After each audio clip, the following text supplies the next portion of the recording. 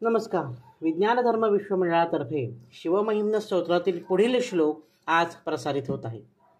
प्रजानाथन्नाथ प्रसभमभिकं स्वां दुहितरं गतं रोहिद्भूतां रिरमयिषु मृष्यस्य वपुषा धनुष्पाणेर्यातं दिवमपि सपत्राकृतममुं रसन्तन्ते द्यापि त्यजति न मृगौ व्याधरभसः. तर प्रजानाथ म्हणजे ब्रह्मदेव. प्रसभम अभिकम म्हणजे कामुकता, काम विव्हल होणे, कामवासना बळावणे म्हणजे अभिकम. स्वान दुहितरम म्हणजे स्वतःची पुत्री, स्वतःच्या मुलीला पाहून ब्रह्मदेवाची कामवासना बळावली. जी कुठली पुत्री? ती म्हणजे संध्या. संध्या ही ब्रह्मदेवाची पुत्री. तिला पाहून ब्रह्मदेवा कामविव्हल झाला आणि तिच्याशी सहवास साधावा, संग करावा या इच्छेने तो तिच्या पाशी जाऊ लागला.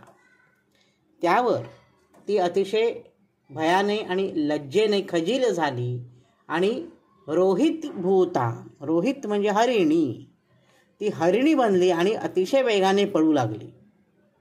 परंतु तिला भोगण्याच्या इच्छेमुळे ब्रह्मदेव सुद्धा काय झालं? ब्रह्मदेवाचं ऋष्यस्य वपुषा, ऋष्य म्हणजे पुन्हा एकदा हरिणच. रिरमयुषुम म्हणजे तिच्याशी संग करण्याच्या इच्छेमुळे ब्रह्मदेवाने सुद्धा हरणाचे रूप घेतले आणि तो तिच्या मागे पळू लागला. तर त्याला थांबविण्यासाठी, त्याला शासन करण्यासाठी शंकराने काय केलं?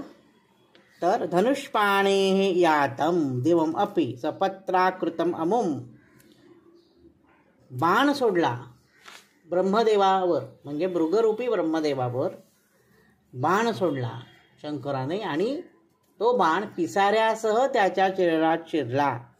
पिसारा होता त्या बाणाला. सपत्राकृतम, पत्र होती म्हणजे सपत्र म्हणजे पिसाऱ्यासह त्याच्या शरीरात शिरला आणि तो जो बाण आहे त्या बाणाला वेग अजूनही आहे आणि तो बाण आज सुद्धा त्याच मृगाच्या मागे आहे.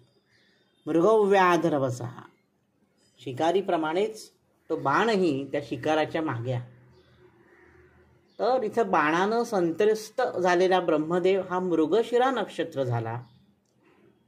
ज्यावेळी पौर्णिमा असते त्याला मृगशिरा नक्षत्र असतं, त्याला मार्गशीर्ष म्हणतो आपण. आणि तो बाण आहे तो आर्द्रा रूपाने आजही त्याच्या मागे, आधी आर्द्रा नक्षत्र, मग त्याच्या पुढे मृगशिरा नक्षत्र येतं.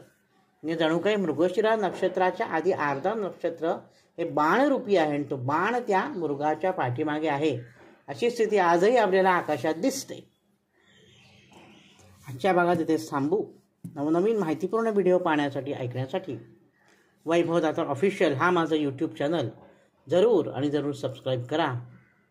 धन्यवाद. ओम नमः शिवाय.